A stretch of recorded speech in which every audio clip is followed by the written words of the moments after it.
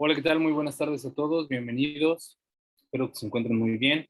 Ya estamos por comenzar en unos minutos. Vamos a dar unos momentos más para darle la oportunidad al resto de las personas para que se incorporen a la clase y comenzamos en un par de minutos. ¿De acuerdo? Me confirman si me escucharon, por favor. Excelente. Muchas gracias.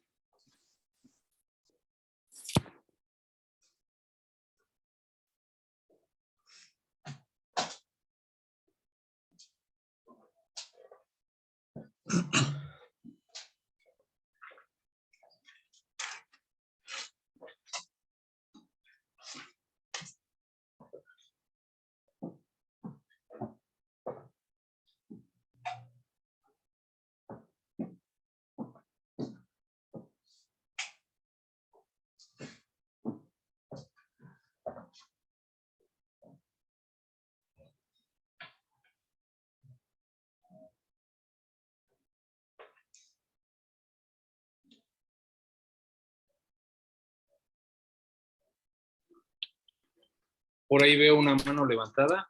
Adelante, si tiene una pregunta.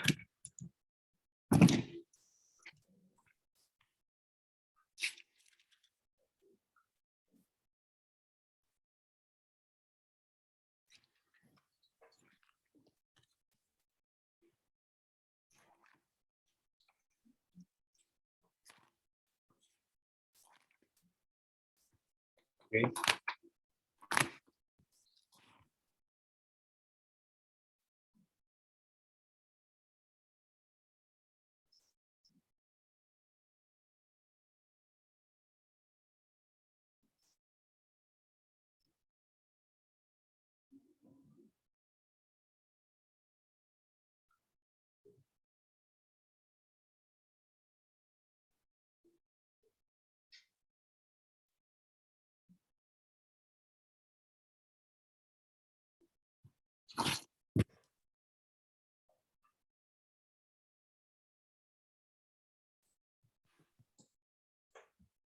Ok, bueno, yo tiene la mano levantada.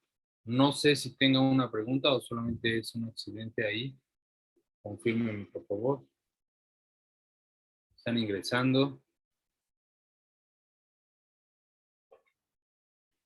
Voy a bajarlo entonces.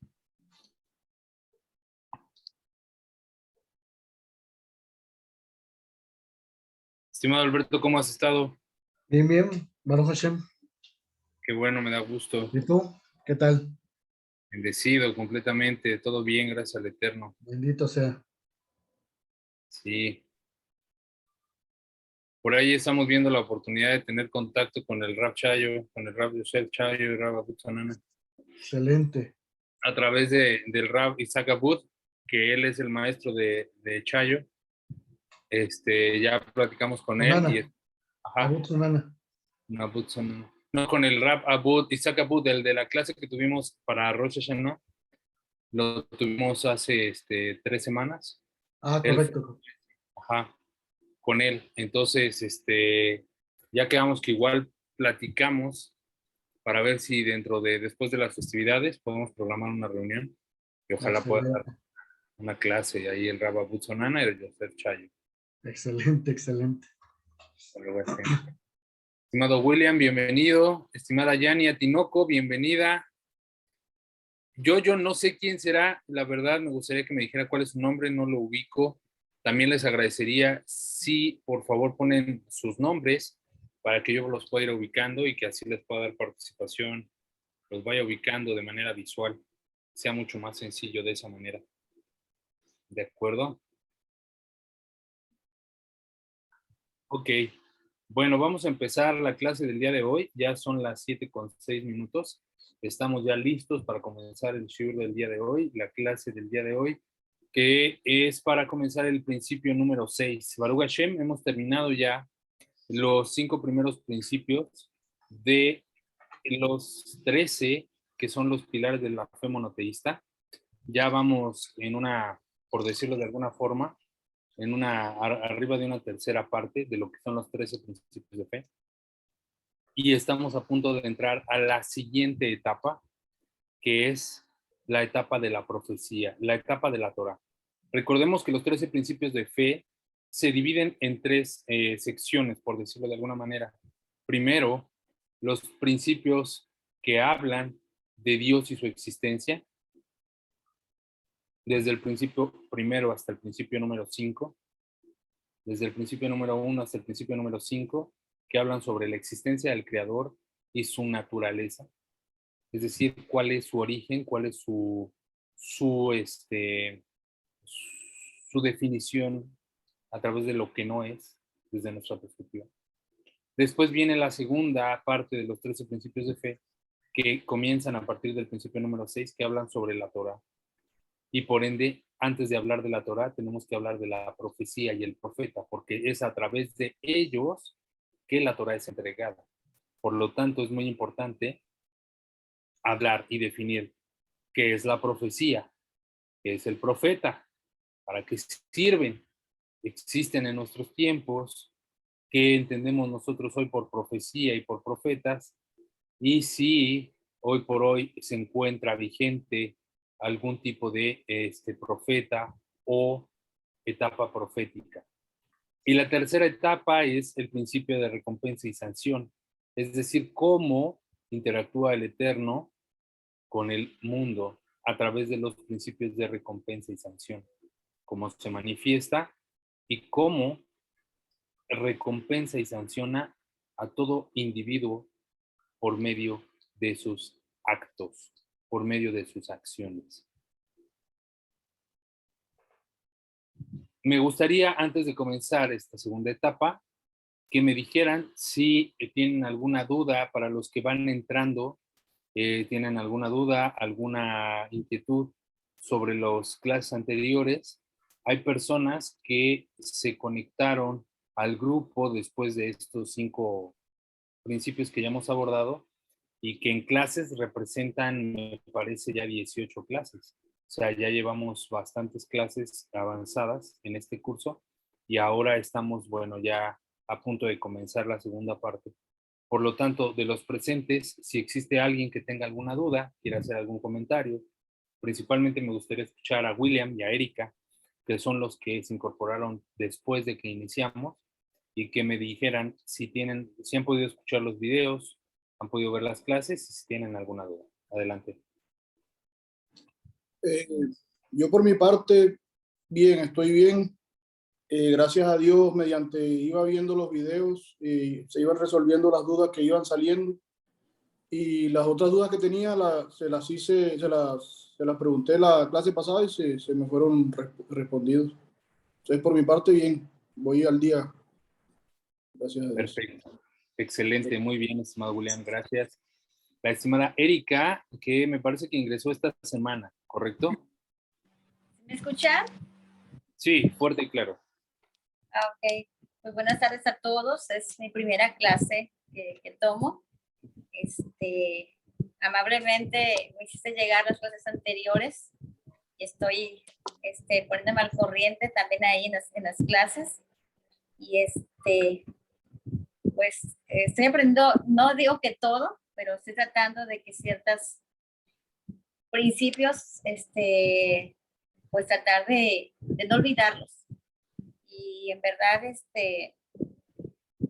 ha sido un cambio drástico para mí, en verdad, todo esto. Yo pasé muchos años, adoctrinada y sí me está costando algo, en verdad, porque llego al punto que todo lo cuestiono y eso me está trayendo como que problemitas al final, porque yo de todo tomo notas y luego me pongo a investigar de lo que anoté y a veces sí me causa un poco de estrés esas situaciones, pero también estoy aprendiendo a manejarlas y pues qué mejor que ahorita que ya hay alguien que nos pueda ayudar y guiarnos en ese nuevo camino. Yo estoy feliz y contenta y espero responder al grupo como se merece. Excelente, estimada Erika, la verdad, bienvenida. Ella se acaba de incorporar la semana pasada al grupo y está apenas integrándose al centro de estudios.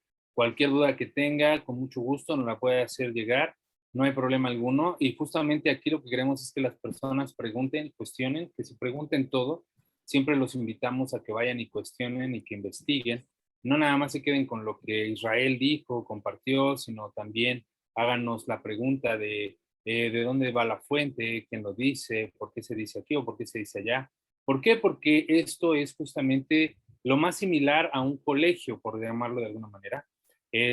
Lo tratamos de llevar de esta forma para que quite el aspecto religioso, sino más bien es un grupo de estudio que nos va a vincular con nuestra realidad, nos va a conectar con nuestra doble naturaleza y que nos va a permitir ser seres humanos equilibrados. Pero para ello hay que desaprender. Y eso es un proceso. Por lo tanto, felicito por su primer paso, bienvenida y no se desespere, esto es una carrera de resistencia, es una carrera de perseverancia, es para toda la vida, por lo tanto no llevamos prisa, nosotros lo hacemos con la intención de ir mejorando todos los días, interiorizándolo poco a poco. ¿De acuerdo? Muchas gracias y bienvenida. Estimada Noemí, me da mucho gusto verla en la sala, bienvenida de nuevo a las clases. Espero que esté al día con las clases, que no tenga ningún tipo de duda. Muchas gracias. Con mucho gusto la escuchamos. Gracias. Excelente, estimada. Perfecto. Bueno, pues vamos a comenzar entonces la clase del día de hoy. Vamos a hablar del principio número 6, que es el principio de la profecía. Sí, se me cortó su voz, pero sí, muchas gracias. Me gustaría decirle a Erika y a William y a todos los... Gracias. Adelante. Ah, perdón, es que se me estaba cortando su voz y ya no escuché muy bien, pero nada más le quería decir a Erika y a William y a todas las personas nuevas que a todos nos da mucho gusto que se integren y esperamos que se sigan integrando más personas. Felicito a Erika por esa forma de estarse cuestionando todo, porque yo creo que es la forma en que aprende uno más, porque eso de tomar las notas y luego estar investigando es una retroalimentación muy poderosa, es como uno aprende más. Yo también al principio decía anotaba todo y siento que es la mejor forma de aprender. Entonces, qué bueno, Erika, que sientes eso porque es una forma, es como una bomba que te va a impulsar hacia adelante siempre y pues que con ayuda del Creador sigamos, como dice nuestro estimado Israel, en esta carrera de resistencia. Porque sí, definitivamente es para toda la vida. El rabino Ariel Groisman que nos enseñaba al principio es lo que decía, no importa, a lo mejor nos vamos a desesperar porque como que sentimos que hay un punto de partida y pensamos que hay un punto de meta, como las carreras que nos están esperando con la banderita de cuadritos blanco y negra, pero realmente la meta es estar en el camino, continuar en el camino. Entonces, pues con ayuda del Creador que nos mantengamos en el camino y aprendiendo cada día y sobre todo, pues también con ayuda del Creador, pues que pongamos en práctica, ¿verdad? Lo aprendido. Y pues qué bueno, me da gusto estar otra vez en la clase. No había podido estar presente en las anteriores. Excelente, Gracias. Noemí, me da gusto verla de nuevo, de verdad, bienvenida. Y efectivamente, muy importante lo que acaba de decir, la meta es mantenerse en el camino. Justamente es eso. No hay que desesperarnos, sino es una vida completa la que nos espera en este sendero de monoteísmo, así que disfrutemos cada momento. ¿De acuerdo? Bueno, vamos a comenzar de nuevo. Entonces, el principio número 6 de la Torah. Perdón, el principio número 6 de los 13 principios de fe de Maimónides. Voy a tratar de hacer una recapitulación en, espero, 3 minutos para que pueda dar una breve introducción a las personas que se van incorporando. Estamos en este curso estudiando un programa con el objetivo de conocer el fundamento de la fe monoteísta y ese fundamento parte de 13 enunciaciones, de 13 principios generales que el judaísmo en general acepta como universales, es decir, como de manera general para toda persona que sea judía y para el no judío también como monoteísta. Estos 13 principios son la base, el pilar del pensamiento ético y moral y de, por decirlo de alguna manera, de creencia de el pensamiento monoteísta. ¿Por qué? Porque nos ayudan a comprender en realidad quién es un monoteísta. Originalmente creemos que el decir yo solamente creo en un solo Dios me hace un monoteísta, pero en realidad no. ¿Por qué? Porque ya nos hemos dado cuenta en estos ya casi 4 meses que llevamos de clases que decir que creo en un solo Dios no es creer en el Dios del monoteísmo, porque le damos a veces estructura, le damos una forma, le damos una imagen, le damos atributos de personalidad que lo limitan en acción y no nos permiten ver realmente el significado apropiado de lo que es Hashem o el nombre. Por lo tanto, es de que estos 13 principios nos ayudan a vincularnos, desintoxicarnos y realizar una resignificación de conceptos que nos dan la oportunidad de conectarnos con la realidad y con el concepto más apropiado sobre monoteísta y con el concepto más apropiado sobre Dios.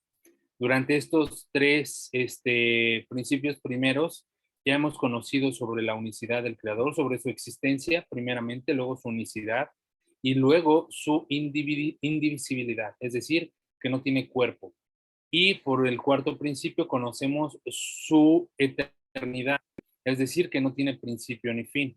En el quinto principio conocimos el por qué solo a él debe de alabársele y adorarle y por qué él es rey sobre toda la existencia. Por eso es que existe la plegaria. Y en ese principio comprendimos cuál es el origen de la plegaria monoteísta, que es muy distinta al origen de la plegaria del judío. Es algo que debemos de estar marcando durante siempre, que pese a que estamos nosotros estudiando con base a las enseñanzas judaicas, no nos asumimos como judíos ni buscamos practicar a la manera judía, sino lo que estamos haciendo es encontrar el mensaje universal de la Torá en esta enseñanza ancestral que se ha sido transmitida de generación de generación.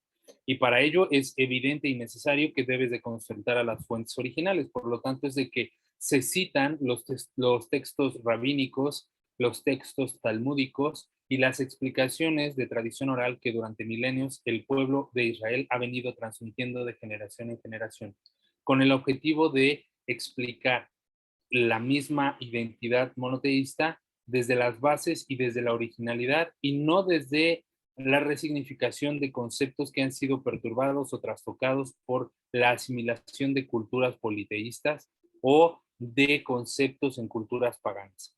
Por eso es que tratamos de volver a las fuentes con la intención de resignificar los conceptos originales. Hoy por hoy nos encontramos en el principio número 6. Vamos a comenzar el sexto principio, que tiene por objetivo el detallar qué es la profecía. Y con esta pequeña introducción comienzo la clase diciendo, la profecía no es lo que nosotros conocíamos en el mundo politeísta o en el mundo de las religiones católicas y cristianas como la posesión del Espíritu Santo sobre una persona para decir palabra de Dios, ¿no? ¿Cuántos no vivimos ese momento en el que el Señor me habló y me dijo que te dijera que estás comiendo de más? Debes de bajarle a las gorditas, ¿no? Porque ya te vio que estás cayendo en pecado y el Satán te va a venir a tentar por la gula, ¿no? Y ahí tienes a la persona que en la misma iglesia, quien estuvo formando parte de la iglesia cristiana, dicen, no, es que es el profeta. Ahí, lo hemos ungido como el profeta y el profeta va a exhortar a la congregación y es el que nos va a guiar. Y ahí tienes a la mujer o al hombre exhortando y diciendo y pidiendo y dirigiendo y causando infinidad de controversias dentro de la iglesia. ¿Por qué? Porque les dan una personalidad que no comprendemos. ¿Qué es el profeta? ¿Qué es la profecía? Bueno, si Hashem lo permite, el objetivo de esta etapa es poder desmenuzar estos dos conceptos para poder comprender para qué existen y cuál es el objetivo de que existan. ¿De acuerdo? Por lo tanto, vamos a detallar el concepto que el principio que vamos a abordar. Y dicto. El principio número 6 dice, yo tengo la convicción certera. Yo tengo la convicción certera que todas las palabras de los profetas fueron ciertas. Yo tengo la convicción certera que todas las palabras de los profetas fueron ciertas. Este es la enunciación del principio número 6. Para esto y para poder explicar a profundidad, vamos a recurrir a dos libros, a dos textos que tenemos ya a la mano y que hemos venido consultando a través del curso, que el día de hoy vamos a utilizar el libro de el Perel Gelel. Vamos a abordar el Perel Gelel en el principio número 6 y también, si lo tienen a la mano, vamos a abordar el libro de la Guía de los Perplejos. La Guía de los Perplejos del Rambam, donde vamos a estar abordando algunos pasajes de ese texto. El principio número 6 dice que aquí comienza el segundo grupo de los 13 principios, los que tratan acerca de la Torá. El primero de estos grupos es la profecía. Pues antes de poder hablar de la Torá, primero hay que dejar sentada la idea de que existe la profecía y luego entonces hablar de la Torá que se basa en la profecía. Es decir, que para que yo pueda hablar de la Torá, tengo que primero hablar de los profetas. ¿Por qué? Porque es a través de ellos que recibimos la Torá. Por lo tanto, hay que comprender la naturaleza de la profecía y del profeta. Y principalmente en nuestro caso, que venimos saliendo de un mundo religioso previo, desintoxicarnos de los conceptos que teníamos concebidos previamente con relación al profeta y realmente darle la categoría que la Torá le otorga al profeta. Por ejemplo, como lo hemos dicho ya ahorita a manera de forma simple o de manera risible, estábamos acostumbrados que a cualquier persona le nombrábamos profeta y esa persona se levantaba delante de la congregación y empezaba a dar palabra. Hay algunos grupos cristianos en los cuales ellos mismos consideran que son ungidos con el Espíritu Santo y que hablan por lenguas. Y ahí tienes a la gente convulsionando y hablando y diciendo, oh, la palabra de Dios está con nosotros y vamos a empezar a decir, ¿no? Y eso en realidad no es la profecía desde la perspectiva monoteísta. Sin embargo, no quiere decir que la profecía no exista, pero hay que explicarla y hay que darle la categoría correspondiente. Por lo tanto, el Perel Gelel nos dice, existe la profecía. Esto es que en la especie humana existen individuos con potencial y cualidades sobresalientes y dueños de una plena perfección, con un espíritu sabio e inteligencia hasta adquirir una mente sublime. Es entonces cuando esta mente humana se apega a una mente superior, siendo iluminada intensamente por ella. A este tipo de individuos se les denomina profetas. Ya a esa experiencia se le denomina la profecía. Ok, aquí el texto del Perel Gelel nos dice que existe la profecía y esto es porque existe una especie humana, o es decir, una serie de individuos con potencial y cualidades sobresalientes y dueños de una plena perfección con un espíritu sabio e inteligencia hasta adquirir una mente sublime. Profeta no es aquel que predice el futuro. El profeta no es aquel que predice el futuro, ni el que tiene poderes de adivinación y prestidigitación, sino que la esencia, sino es que la esencia del profeta existe en la voluntad de Dios. Es decir, que la esencia del profeta no está en que adivine el futuro o en que haga sortilegios o que abra mares y ríos o que haga trucos de magia. Esa no es la esencia del profeta.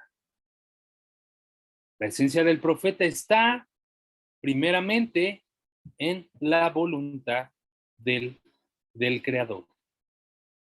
Este curso en particular es un curso muy racional.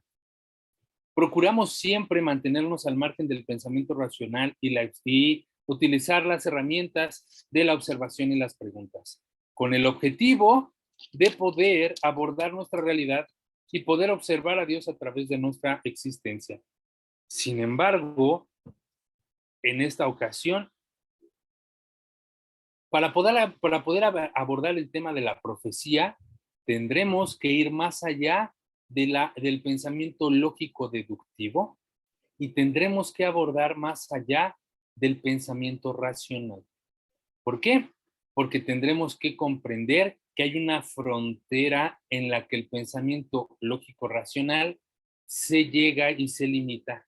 Y después de ahí existe algo que se llama emuná bitajón, que nos va a dar la convicción certera de comprender los conceptos más complejos como lo es el de la profecía. Denme un minuto, por favor.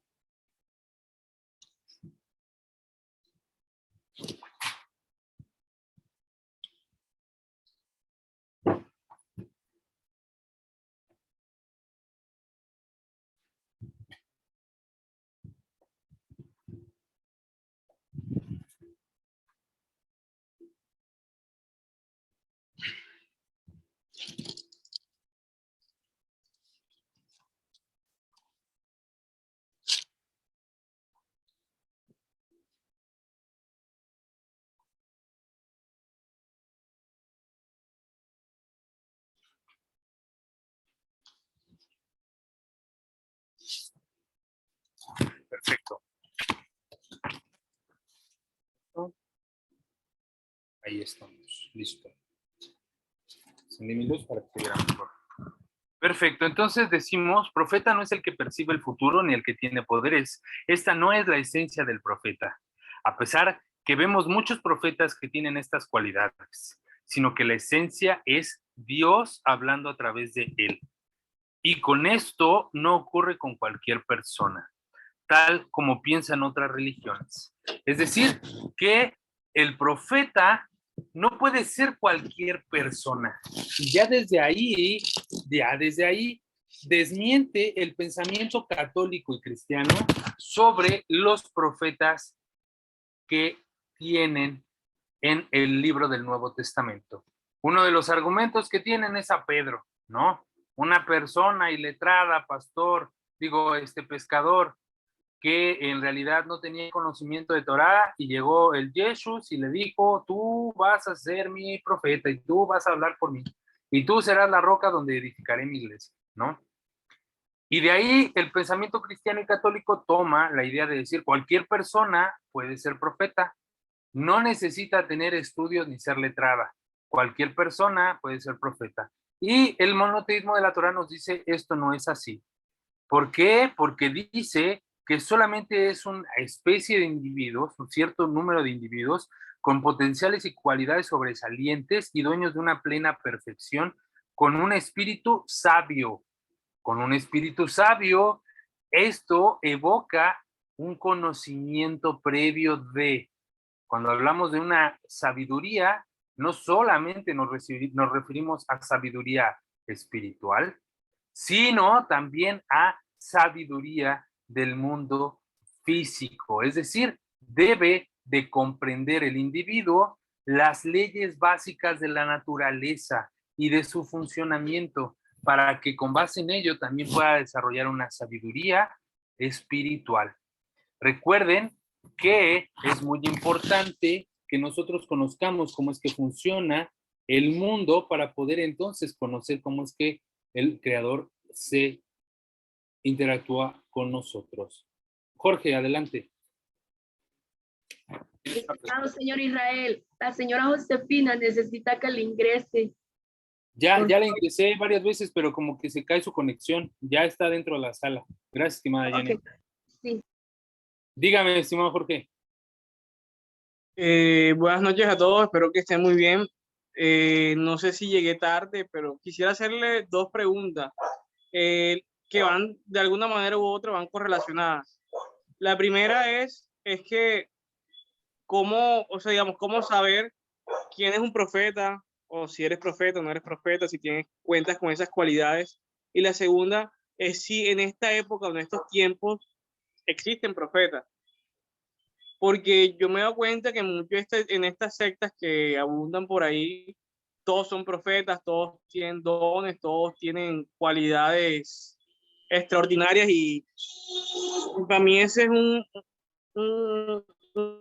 cúmulo de mucha gente que tiene problemas mentales, porque todos comen ese acto, no tiene de pronto algún sentido alguno. Es más, si uno mira de pronto esos textos del Nuevo Testamento, hasta Pedro, o San Pablo le dice como que hey, hacer ese tipo de cosas está mal hechas. O sea, eso también, eso induce a que las personas entren en un estado de trance, que eso está un poco desviado también de pronto hasta lo que ellos mismos. Ok, muy bien, estimado Jorge. Te voy a dar respuesta a la segunda pregunta de manera inmediata, porque la primera, con ayuda del Eterno, y si te quedas todas las clases de este módulo, vamos a desarrollarla en profundidad.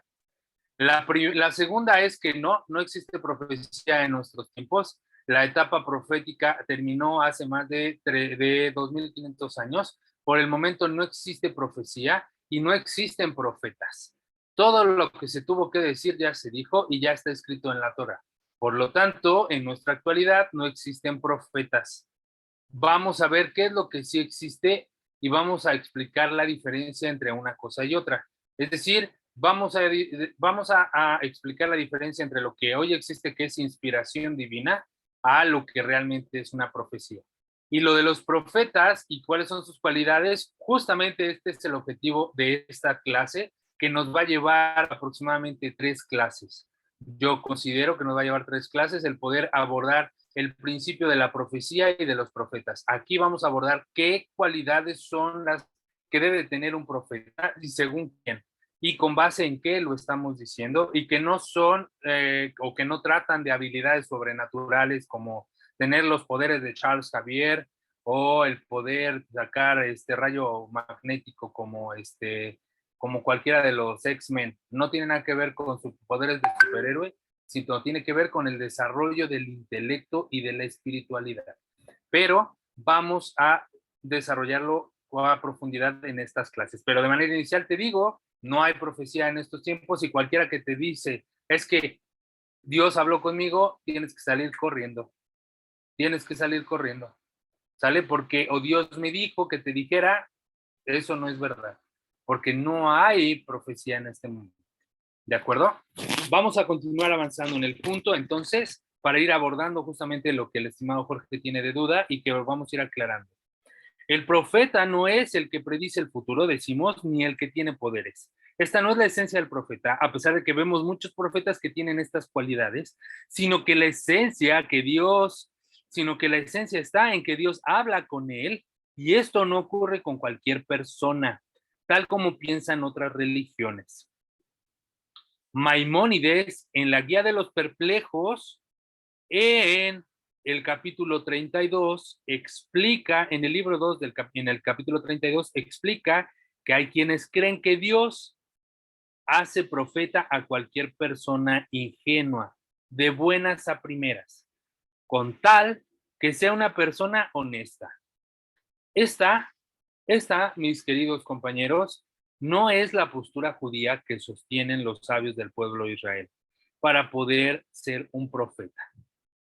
Esta no es la postura que sostienen, que para ser un profeta primero hay que ser humilde. No. El profeta, para que pueda ser profeta, tiene que cumplir con 4 aspectos. Y aquí van. Primero, hay que ser sabio. El segundo es que tiene que ser rico. El tercero es que tiene que ser fuerte. El primero, vuelvo a repetir, es que tiene que ser sabio. El segundo es que tiene que ser rico. Y el tercero tiene que ser fuerte.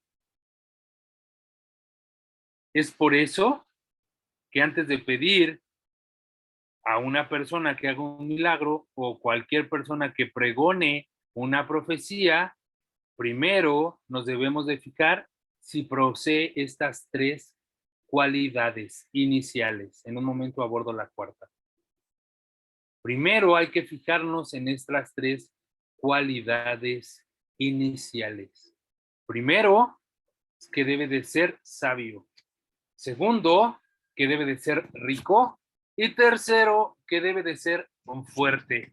Y por ahí alguien me va a decir, a ver, pero Moshe no era rico, era pastor de ovejas. Y dentro de Misraim, ser pastor de ovejas es lo más denigrante. Oye, pero a ver, Bilam era un profeta. Era el profeta de las naciones. ¿Cómo es posible que él esté dentro de la categoría de profeta? Él también era sabio cuando quiso ir en contra de la voluntad del Creador. O por ejemplo, habrá quien me diga, no, pues Malaquías era un niño. ¿Cómo iba a ser un hombre fuerte? Hay que explicar qué quiere decir sabio, hay que explicar qué quiere decir rico y hay que explicar qué quiere decir fuerte. Pero antes de pasar a estos aspectos, primero tenemos que decir y explicar para qué existen los profetas. ¿Cuál es el objetivo de que exista el profeta? ¿Cuál era la finalidad en el pueblo de Israel de que existieran los profetas? ¿Qué cosa es un profeta y para qué sirve la profecía? La Torá propone un sistema de gobierno para el pueblo de Israel. Y este sistema de gobierno es un sistema de gobierno a perpetuidad. El sistema de gobierno soberano de la Torá tiene una división de 4 poderes que se controlan unos a otros. En nuestra actualidad, nosotros vivimos en un sistema de gobierno tripartito. Es muy similar al sistema de gobierno propuesto por Montesquieu, que es el primero poder ejecutivo, el poder legislativo y el poder judicial, ¿no? El poder ejecutivo es el que está representado por el presidente de una república. El poder legislativo es el que se encarga de legislar, de hacer las leyes que regulen la conducta moral y ética en la sociedad, que regulen la conducta del individuo según las necesidades de su espacio y territorio y de su tiempo y de su cultura. Y el sistema judicial es el aparato que se encarga de hacer cumplir estas leyes. Todos estamos familiarizados con esto, todos lo conocemos porque en todos los países de Latinoamérica así existe, ya seas de Colombia, de Argentina, de Puerto Rico, de Estados Unidos, de México, de cualquier país en el continente americano, así es el modelo de gobierno. Puede ser que hay unos sean estados fallidos, sí, pero no vamos a hablar de política en ese momento.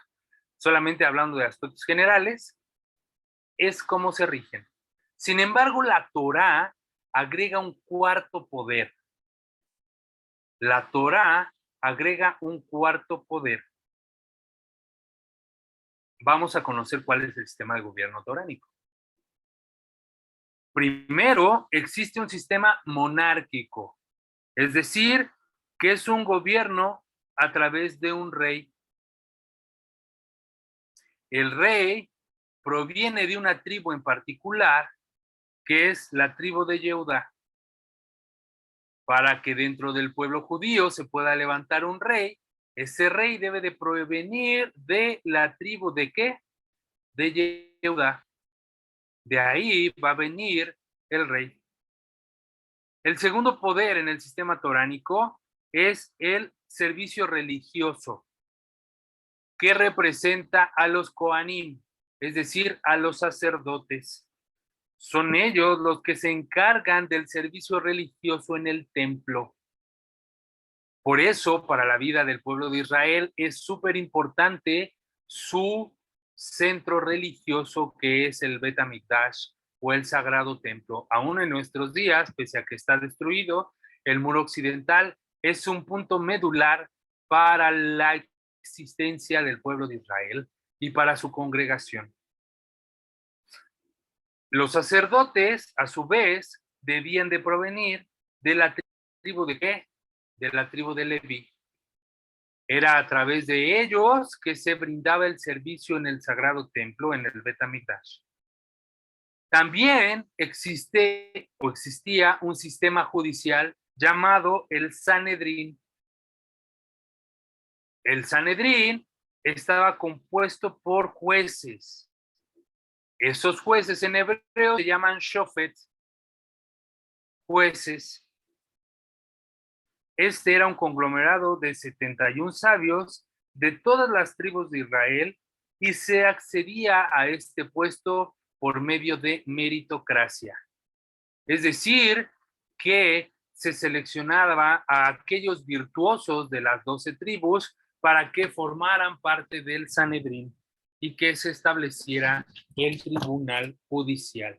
Hasta aquí ya hemos visto que existe el rey, existe el Kohanim, existe el servicio religioso, existe los sacerdotes y también existe el Shofet o el sistema judicial conocido como el Sanedrín. Pero hay un cuarto poder.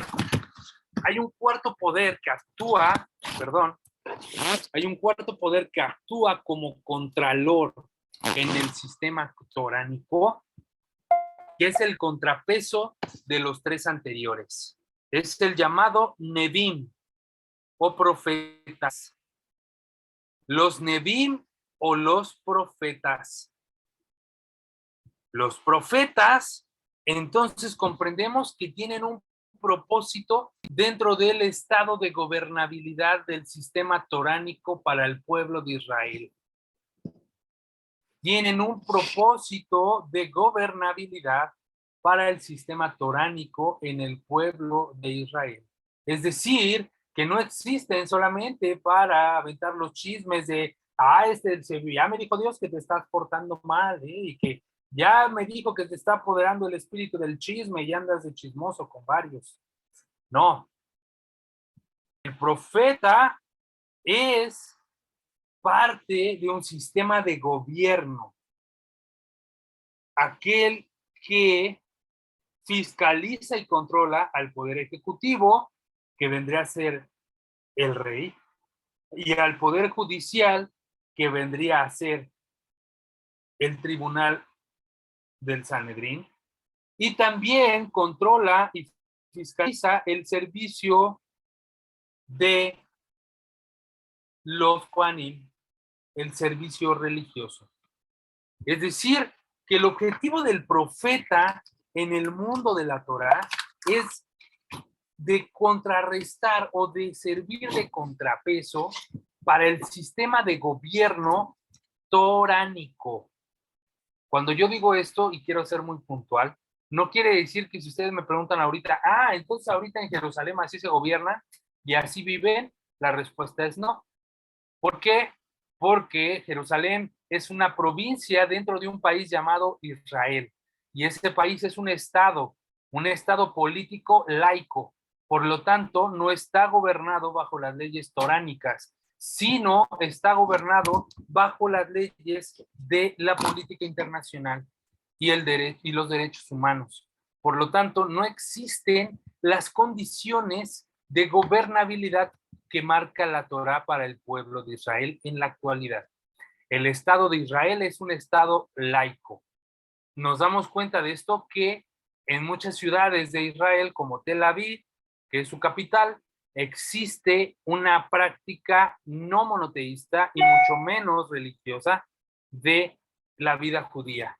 Es decir, que te puedes encontrar espacios turísticos en los cuales hay mujeres sin vestimenta con recato, hay personas que no necesariamente son judías, sino que practican otra religión, o que simplemente no son israelíes, que son de otro tipo de nacionalidades. Por lo tanto, no podríamos decir que todos los que viven en Israel son judíos, porque no todos los judíos viven en Israel, para empezar.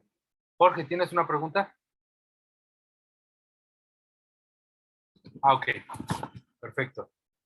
Entonces, ok, perfecto. Dame un minuto. Se me trabó aquí esto. ¿Me escuchan? Perfecto, gracias. Ok, entonces continúo. Entonces, el actual Estado de Israel no es un Estado toránico, por lo tanto no cumple con las condiciones de la profecía. Es decir, que no tienen profetas, porque no es un Estado de la Torá. Incluso el actual territorio de Israel no es el territorio toránico. Está todavía mermado y no se encuentra totalmente ocupado por las 12 tribus. Por lo tanto, no se puede decir que actualmente existen las condiciones para tener este sistema de gobernabilidad. Sin embargo, desde la perspectiva de la Torá, por lo tanto, el profeta tenía una función de fiscalizar la práctica y los preceptos del pueblo judío y exhortar y arengar a el cumplimiento de mitzvot, no solamente al pueblo, sino también a los kohanim, a los reyes y a los jueces. Y podemos encontrar en diferentes pasajes de la Torá, como en el libro de los reyes, cómo es que reyes han sido exhortados por profetas y cómo es que jueces también han sido exhortados por profetas y cómo es que el pueblo de Israel también ha sido exhortado por profetas. La función del profeta es arengar. El profeta debe de contar con las cualidades de arengar, de contraponer, de exhortar al pueblo de Israel para poder cumplir con su misión espiritual y por lo tanto con el cumplimiento de preceptos. Ya desde aquí nos estamos dando cuenta que el profeta no es nada de lo que nosotros conocíamos en la iglesia católica ni en la iglesia cristiana. Cuando decían, ay, es que la señora Luchita va a ser la profeta. ¿Por qué? Pues porque ella fue ungida por el pastor y el levita va a ser el que toca la guitarra y la levita va a ser la del pandero y van a encender el fuego del Espíritu Santo en la congregación. No, aquí no existe eso. Aquí no existe ese tipo de profetas y no lo va a existir. Aquí lo que nos toca estudiar es realmente cuál es el papel del profeta desde el sistema legal, judicial y de participación en el pueblo judío. Jorge. Una pregunta. Uno no puede hablar de Israel como tal si no existen las 12 tribus o solo con los descendientes de los, no sé, de Judá, sí se puede hablar de Israel. Ok, vamos a definir esos tres conceptos. ¿Qué es un Israel? ¿Qué es un israelí? ¿Y qué es un judío? ¿Vale? Vamos a empezar. Para empezar, vamos a empezar a definir, tenemos que abordar obligadamente el concepto de hebreo, porque lo primero que encontramos en la Torá, en el libro de Bereshit, no es judío, no es ni israelita, sino encontramos a Abraham. ¿Y Abraham era qué? Un ibri, un hebreo. La palabra ibri o hebreo es el que quiere decir el del otro lado. Abraham vivía del otro lado del Jordán. Por lo tanto, ¿qué quiere decir esto? Bueno, en su tiempo, él venía de Mesopotamia, en donde toda la cultura y toda la civilización era politeísta. Él partió de la tierra de su padre para alejarse del politeísmo y vivir una vida de monoteísta. Por lo tanto, se pasó del otro lado del Jordán, es decir, atravesó del otro lado de Mesopotamia para practicar una vida monoteísta. De ahí el mote del Ibri, el hebreo, el del otro lado. Es decir, cuando todo el mundo estaba en el pensamiento politeísta y creía en muchos dioses, Abraham se encontraba del otro lado del paradigma y él solamente creía en un solo Dios. Él solamente creía en el Eterno, en Hashem HaKadosh Baruj Hu. Solamente creía en él. ¿Por qué? Porque él observó, él fue el primer cabalista. Él observó la naturaleza y dedujo a través de la observación y las preguntas que todo provenía de un mismo creador. No podía haber otras fuerzas creadoras más que una fuerza única. Después, él tuvo hijos, tuvo descendencia, y a su descendencia se les llamó los hebreos. Los hebreos fueron los hijos de Abraham. Estamos hablando de Isaac y Jacob. Los hebreos fueron los hijos de Abraham. Estamos hablando de Isaac y su familia, y luego subsecuentemente Jacob y su familia. De Jacob conocemos a las 12 tribus de Israel. Él tuvo 12 hijos, las cuales fueron denominadas los 12 tribus de Israel, los cuales entraron como un solo pueblo hebreo a Misraim. Entraron como un solo pueblo a Egipto. Y cuando vivían en Egipto eran llamados los ¿qué? Los Ibri, los hebreos. No existía judío, no existía israelita, no existía israelí. Solamente existían los hebreos. Cuando el Eterno, cuando Akadosh Baruj Hu decide que va a liberar al pueblo hebreo de la esclavitud de Misraim y los sacará de Egipto y los lleva al monte Sinai y los prepara para la recepción de la Torá, entonces hay un pasuk que dice, y este será mi pueblo elegido. Y es la primera vez que en la Torá se habla la palabra de mi pueblo. Por lo tanto, en ese momento Hashem toma de un segmento del mundo a este pueblo, a los hebreos, y les cambia el nombre por Israel. Dejan de ser los hebreos para convertirse en el pueblo de Israel, haciendo referencia a su patriarca Jacob, al cual le fue cambiado el nombre a Israel. Uno de los significados de Israel es el que contiende con Dios y gana. El que contiende con Dios y gana. Por lo tanto, el pueblo de Israel toma el nombre del patriarca Jacob y le ponen, Hashem le nombra los Israel, el pueblo israelita. Y el gentilicio de Israel son israelitas. Hoy conocemos que después del monte Sinai en adelante le podemos decir a todos ellos, a todos los hebreos, israelitas, porque son el pueblo de Israel. ¿De acuerdo? Hasta ahí vamos bien. Ahora, ¿en qué momento surge el concepto de Yehudí? ¿En qué momento surge el concepto de judío? Bueno, después del segundo exilio de Babilonia, cuando todo el pueblo de Israel fue tomado de Jerusalén y llevado a Babilonia, en el exilio no regresaron las 12 tribus. Muchas de ellos se dispersaron entre las naciones y se perdió la práctica. Las 2 tribus que regresaron fueron la tribu de Benjamín y la tribu de Jehudá.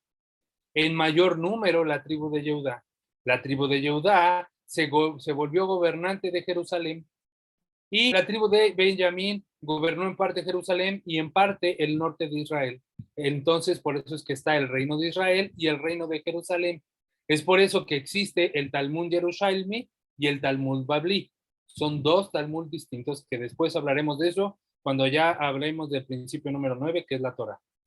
Ahora, regresa todo el pueblo yehudí, o todo el pueblo no regresa todo el pueblo israelita, sino solamente regresan unas tribus, y por ser la mayoría del pueblo de Jehudá, se le empieza a denominar Yehudí, por el gentilicio de la tribu de Jehudá. Después ellos empiezan a proliferar y se empiezan a multiplicar y empiezan a escribir el Talmud, y es por eso que se convierte en un sinónimo de israelita la palabra judío o la palabra Yehudí. Luego nos vamos a la época medieval, en donde el pueblo judío es exiliado, sale de Israel y empieza a habitar la zona de los Balcanes y empieza a disgregarse por todo lo que es Rusia y los Países Bajos, y el término Yehudí se asocia a una persona en específico, a un perfil físico en específico, que son personas robustas, de narices gruesas, de pelos chinos, de peyots, algunas veces pelirrojos, con rasgos muy severos, con rasgos muy grandes, muy toscos, y a eso se le empieza a asociar el Yehudi. Y eso es lo que ahora nosotros conocemos como judío, pero nuestra visión cosmogónica del judío está limitada, porque también existe judíos negros, y también existen judíos chinos, y también existen judíos tailandeses, y también existen judíos mexicanos, y judíos colombianos, y judíos argentinos, y diferentes judíos en diferentes partes del mundo que no cumplen con el rasgo físico al cual acostumbramos a asociar. ¿De acuerdo? Por eso que hablar de Yehudí en nuestra actualidad es un sinónimo de hablar de israelitas, pero no son todos los israelitas. Es solamente una forma en cómo ahora lo concebimos y lo comprendemos. Ahora, hablar de israelíes es hablar, denme un minuto.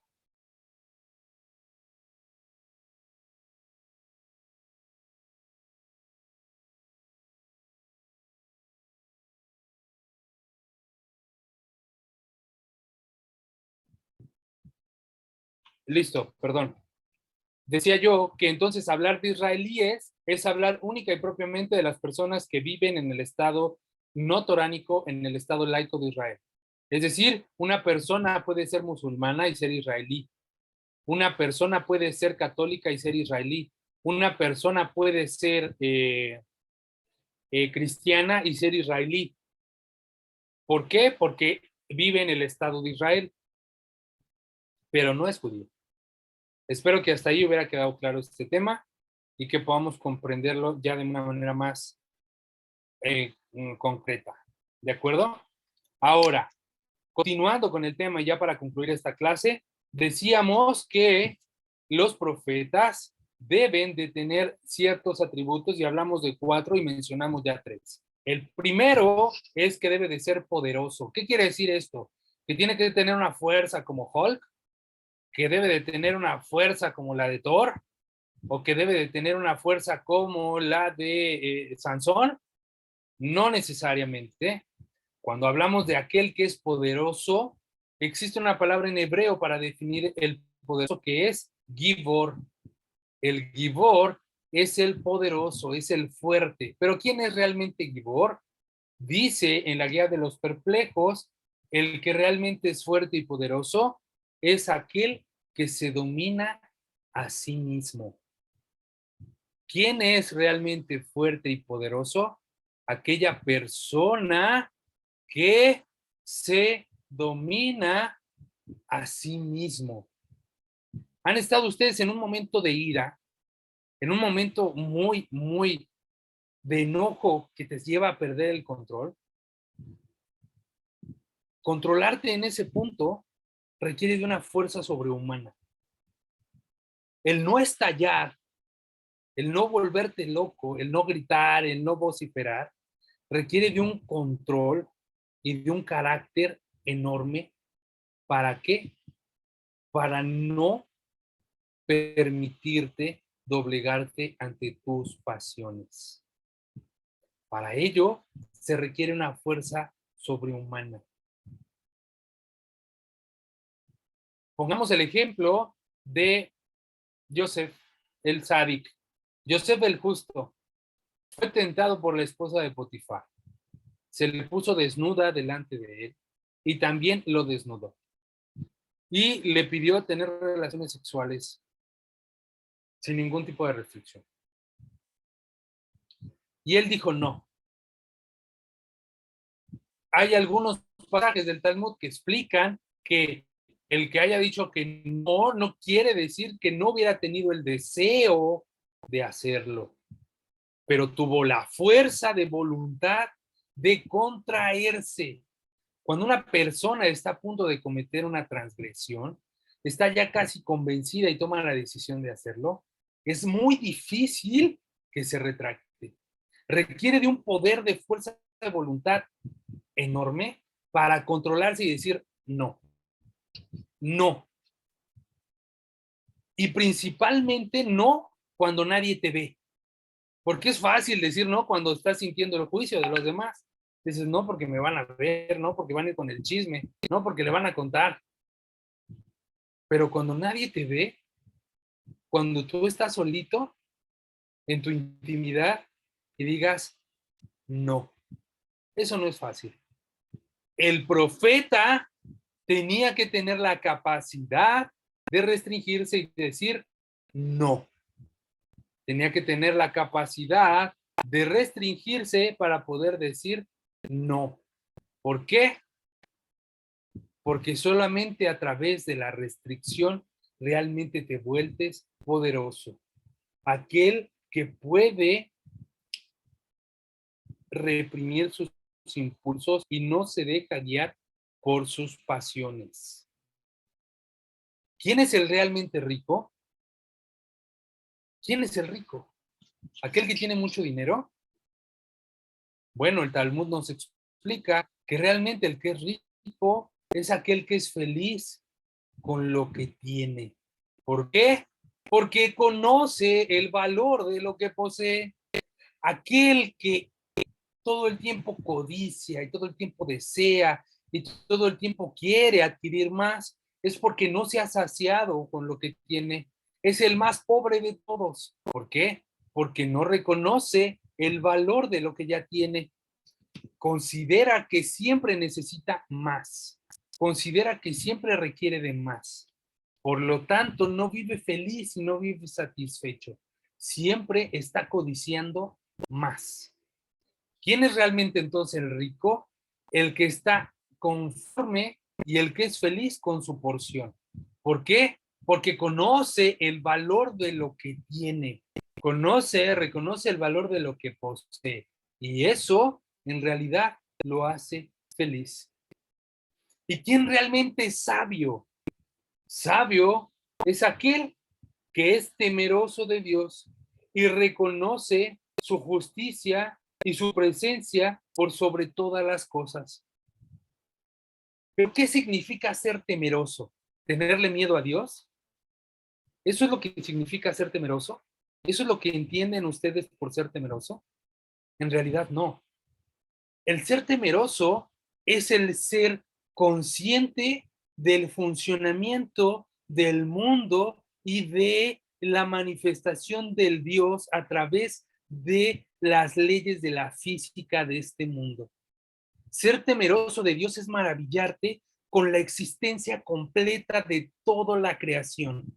Es poder comprender a nivel molecular el funcionamiento de tu cuerpo humano, maravillarte con la capacidad que tiene tu cuerpo de regenerarse a través de una herida, de cómo tu corazón late sin que tú se lo pidas, de cómo tus pulmones sirven sin que tú los muevas de manera consciente, de cómo no cabe en ti la fuerza de poder hacer crecer una manzana en el momento que se te antoja, sino que existe todo un sistema para poder tener un fruto, de cómo el sistema del agua es tan exacto que llueve en el tiempo que se requiere, de cómo todos los efectos naturales tienen una causa y efecto.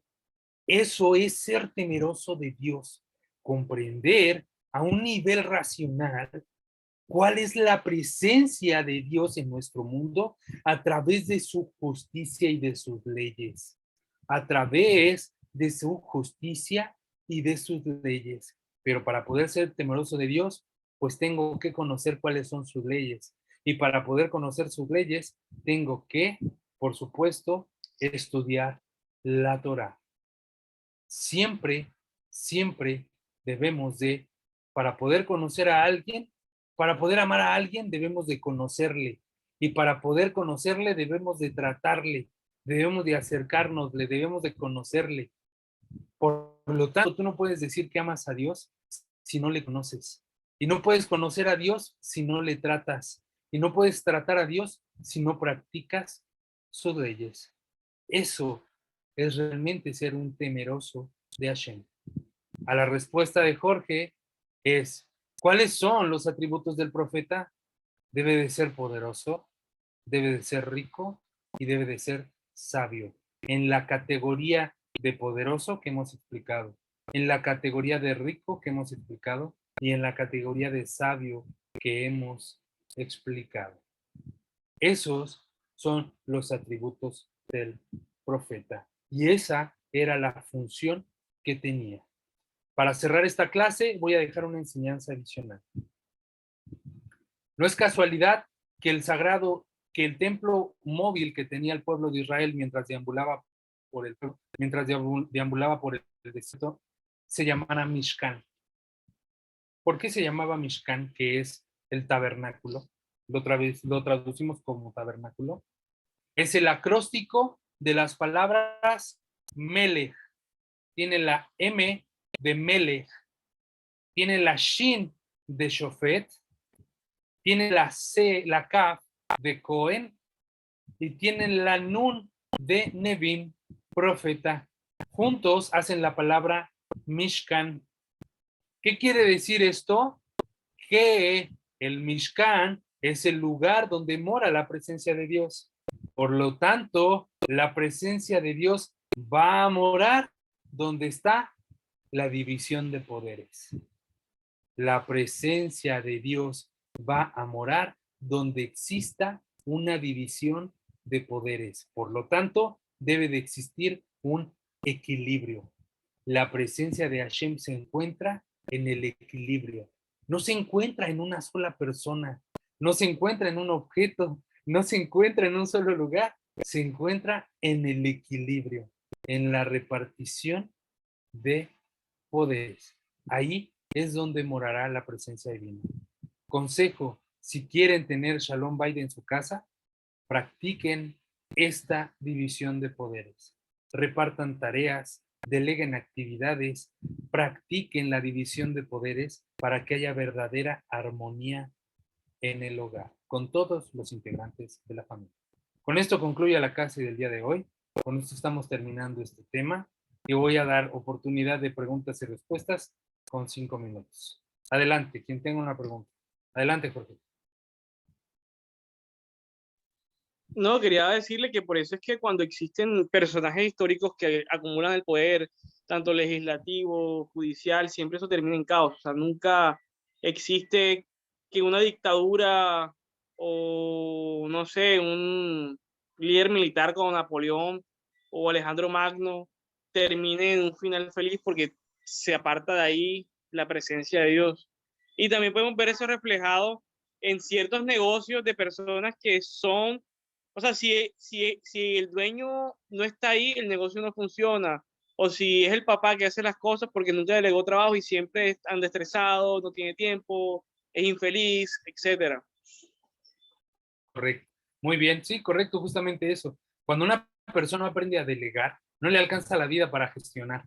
Si tú eres un líder o tú eres encargado de un área o de un departamento, aprende a delegar, aprende a repartir el poder para que haya armonía en tu área de trabajo. Porque si no, de lo contrario, todo se va a colapsar porque no va a morar la presencia de Dios ahí. Ahí no va a haber armonía. Ahí solamente va a haber estrés, contienda y división. Muy bien, Jorge, bravo. Estimado William, adelante. Hola, mi pregunta es que ¿en qué categoría podemos ajustar a estas personas que, más que todo en el cristianismo, son personas que predicen el futuro, por así decirlo? Personas que llegan a lugares, sienten cosas, no sé. Yo he tenido pues en mi vida he tenido experiencias. Una señora que andaba con una prima mía, una señora que era cristiana, y la señora, yo no le creía mucho al principio, y un día, como cualquiera, me cogió y me dijo que me habló de mi pasado y me habló de mi futuro. Y las cosas que me dijo pasaron. Entonces, ¿en qué categoría podemos ajustar a esas personas? Ok. Bueno, lo que voy a decir a continuación es mi opinión, ¿sí? No es algo que voy a sustentar con algún escrito, sino es mi opinión a través del estudio de la neuropsicología y de la programación neurolingüística, ¿sale? Regularmente las personas que se dedican a la adivinación y a la prescriptación parten de aspectos generales que puede tener cualquier persona, ¿no? Sin embargo, la necesidad de la persona, del individuo que va y consulta es tan grande, la necesidad de querer creer, que cuando uno le viene y le dice algo, cualquier cosa la acomodas para cuestiones que sí pasan, ¿no? Yo no digo que haya sido tu caso, con suerte tú dices, no, es que realmente a mí sí me pasó. Yo hablo solamente de aspectos generales. ¿Por qué? Porque la programación neurolingüística es impresionante y el poder de la mente para ser manipulada es impresionante. Les voy a poner, a ver si la próxima clase pongo un video en donde hay un cubo en el que el cubo palpita, parece que parpadea, ¿no? Solamente parpadea de blanco a un blanco intenso a un blanco menos intenso. Y da la impresión de que está parpadeando. Pero en el centro del cubo ponemos flechas que indican hacia la izquierda, a la derecha, arriba y abajo, a un lado o al otro. Y el cerebro empieza a asociar que el cubo se empieza a mover de esa manera. Que el cubo rota, que el cubo gira, que el cubo sube, que el cubo baja. Y es solamente la inducción a través de una imagen que le está dando una orden al cerebro para asimilar ese movimiento. Y no necesariamente el cubo se está moviendo. ¿Qué quiere decir esto y por qué lo traigo a cuenta? Es porque la naturaleza del ser humano permite que crea. Y cuando nosotros queremos o tenemos la necesidad de creer en algo, creemos en lo primero que nos llega. Y las personas que hablan y dicen este tipo de cosas regularmente parten de aspectos generales que a todas las personas nos llegan a pasar. Y cuando decimos, es que las cosas sí me pasaron como ella dijo, es porque ya existe una programación neurolingüística. Por ejemplo, yo les voy a decir ahorita, no anoten lo siguiente que voy a decir. Y les apuesto que más de uno ya tomó la pluma en la mano y pensó, lo tengo que anotar. ¿Por qué? Porque el no es una palabra que no registra el cerebro. Si yo les digo, si ustedes le dicen a un niño, ves a un niño en el árbol, está en la rama y ves que se va a caer, le dice, no, porque te vas a caer. ¿Qué es lo primero que va a pensar el niño? En que se va a caer. ¿Y qué es lo que va a pasar? ¿Qué es acto seguido que sucede? El niño se cae. ¿Y eres profeta? No, no eres profeta. ¿Predijiste el futuro? Pues no, tampoco. Lo que viste fue una cosa probable de lo que podía suceder frente al riesgo que tenías presente. Y el niño se cayó, ¿podría decir que adiviné el futuro? No. En realidad lo que pasó es que tú le diste una instrucción inconscientemente al niño y el niño se programó para caer. Inmediatamente el niño agarra y dice, me voy a caer. No, no te vayas a caer. Y el niño piensa en qué? En caer. Si yo ahorita les digo, no piensen en un elefante rosa, ¿en qué están pensando? Ya se acordaron de la película de fantasía de Disney, de los elefantes rosas, ¿no? Seguramente. Y están pom, pom, pom, pom, pom, pom, pom, pom, pom, pom. ¿Por qué? Porque nos están induciendo de manera inductiva, nos están llevando a tener ese tipo de pensamientos y eso lo vemos mágico. Yo no entraría en esa categoría de adivinación y de poderes psíquicos. Yo no digo que no haya personas que tengan habilidades especiales y que entran en una categoría que sí las podremos ver más adelante. Pero, hay que primero, esto es importante, ¿por qué? Porque dentro del mundo religioso del que venimos, la superstición y superchería es básica, es fundamental para poder vivir. Incluso, debo decirlo, en el judaísmo también lo es. La gente muchas veces dice, Rabí, deme una segulá para poder tener parnasá. Una segulá es una fórmula mágica, es un conjuro, es un amuleto, dígame un amuleto, alguna práctica que yo pueda hacer para tener poder parnasá. ¿Qué debo de poner? Ponga ruda, romero en un vaso de agua para las malas energías, haga tal tefilot, haga tal lectura de salmo a tal hora, es súper poderosa. La gente espera que le digan eso, un cambio mágico. Pero ¿saben lo que le llega al rabí a decir? Hay una segulá infalible, busque trabajo, chambé todos los días, párese temprano y esa le va a dar parnasá. Ah, pero pues es que eso no quiero, yo quiero la receta mágica que me haga bajar de peso. Yo no quiero salir a correr todos los días, qué flojera. No, yo quiero la semilla de Brasil, que me vaya a chupar todo, aunque me dejen los huesos de salud, ¿no? Yo quiero lo fácil, yo quiero lo inmediato. Y por eso es que no doy pie ahorita a este tipo de explicaciones. ¿Por qué? Porque lo importante es primero aterrizar en nuestra realidad y darnos cuenta de que somos responsables de lo que hacemos y percibimos. Porque si no, va a ser muy sencillo hablar y decirte al rato a ti, William, ponte un hilo rojo para evitar las malas vibras y ponte un ojo de venado, y al rato, ¿qué de diferente va a tener esto a cualquier iglesia católica, a cualquier grupo de tarot? Al rato me van a ver con velas aquí atrás, encendiendo y leyéndole las cartas, y les voy a decir, hoy vamos a leer los astros, porque Abraham leyó los astros. No, tenemos que ver para qué nos sirven las cosas y llevarnos a la responsabilidad de nuestras acciones. Entonces, de manera inicial, y vuelvo a decir, esta es mi opinión, mucho de lo que sucede es que entramos en una lógica inductiva. Por lo tanto, nos inducen y ya decimos, no, es que sí pasó, y aunque no haya pasado, tú buscas acomodar los hechos de tal forma que le des credibilidad porque tienes una necesidad de ¿qué? De creer en ello. Entonces, hay un libro de Dan Goldberg que se llama Inteligencia Emocional. Los recomiendo que se lo compren. Inteligencia Emocional de Dan Goldberg. Sirve justamente para que podamos comprender cómo es que funciona nuestro cerebro. Una persona a veces dice, no, es que ese es de carácter fuerte, porque es enojón. Ese no es de carácter fuerte. Una persona de carácter fuerte es una persona que domina todas sus emociones, que domina todas sus pasiones, que no tan fácil se enoja, que no tan fácil se aira, que no tan fácil pierde los cabales. Esa es una persona de carácter fuerte.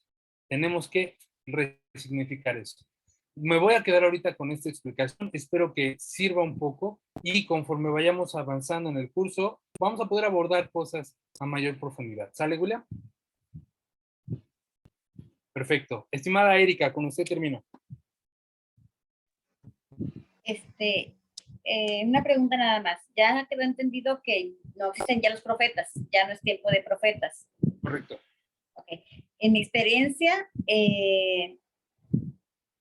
el profeta regularmente cuando yo encima de escuchar hablar un profeta era para hablar puras palabras de condenación. Y la iglesia abandonado, y vamos a terminar muy mal, y eran puras palabras de condenación automáticamente. Entonces a mí como que siempre me dio mucho miedo, siquiera acercarme a alguien que dijera que era profeta. O sea, por las palabras que sí, la verdad me daba como temor, ¿no? Acercarme a esas personas porque siempre hablaban palabras de condenación, nunca de bendición. Entonces ahí como que siempre dudé en ese aspecto. Claro. Y pregunta, ¿y los apóstoles, actualmente hay apóstoles? No, no, aquí no existe eso de los apóstoles, eso es una práctica cristiana o católica. Los apóstoles son los que llevan, dentro del sistema misionero o dentro del sistema católico existe diferentes rangos canónicos, ¿no? Y uno dentro de esos rangos es el apóstol.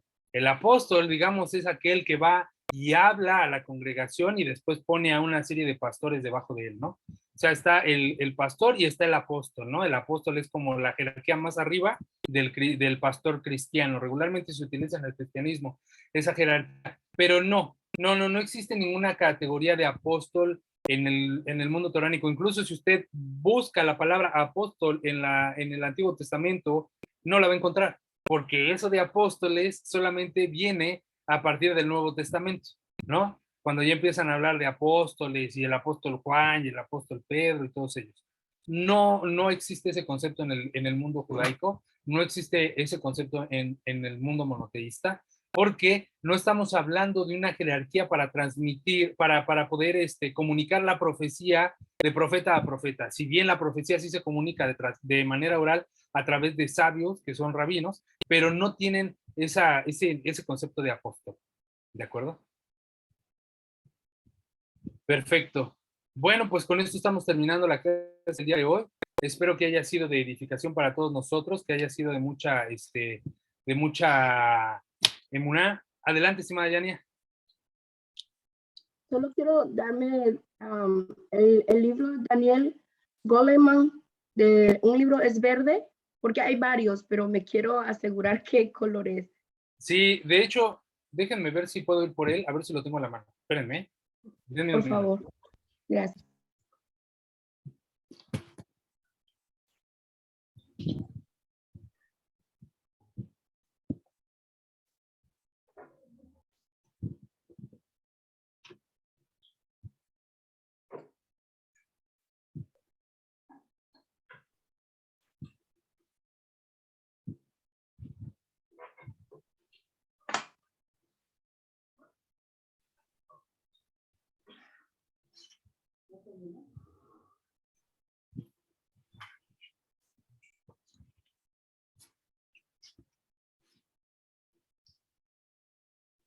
Aquí está. Esto que se ve verde, esto que se ve como blanco es verde en realidad, pero como tengo el filtro, por eso se ve así. Daniel Goleman.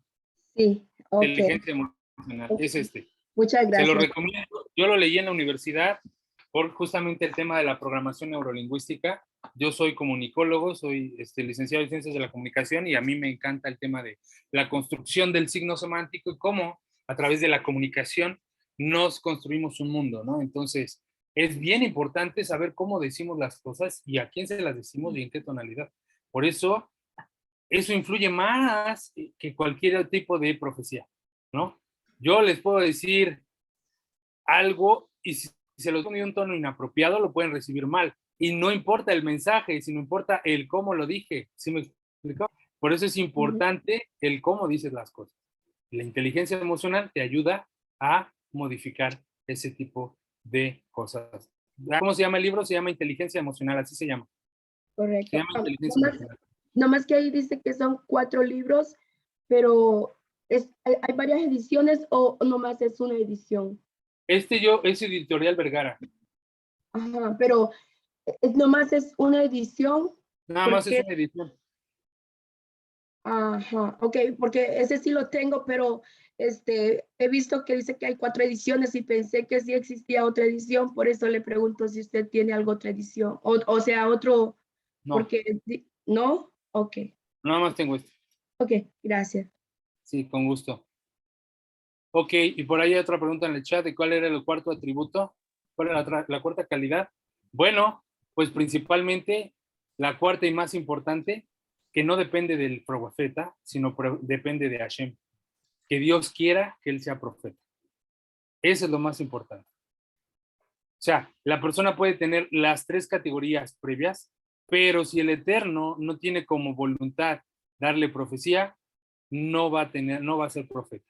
Eso es la más importante, que el Eterno quiera que él sea profeta. En la siguiente clase vamos a abordar más este aspecto porque vamos a hablar de qué es la profecía y los diferentes tipos de profecía. Y ahí y hoy hablamos del profeta, ahora vamos a hablar de qué es la profecía, porque vamos a entrar a temas un poquito más también controversiales, como por ejemplo lo que decimos nosotros, los sueños proféticos. ¿Existen los sueños proféticos? Existen esas cosas que decimos, es que tuve un sueño profético, tuve un déjà vu, esto ya lo viví. ¿Qué son ese tipo de cosas? Lo vamos a abordar la próxima clase. ¿De acuerdo? Bueno, pues muchísimas gracias a todos por haberse conectado a esta clase.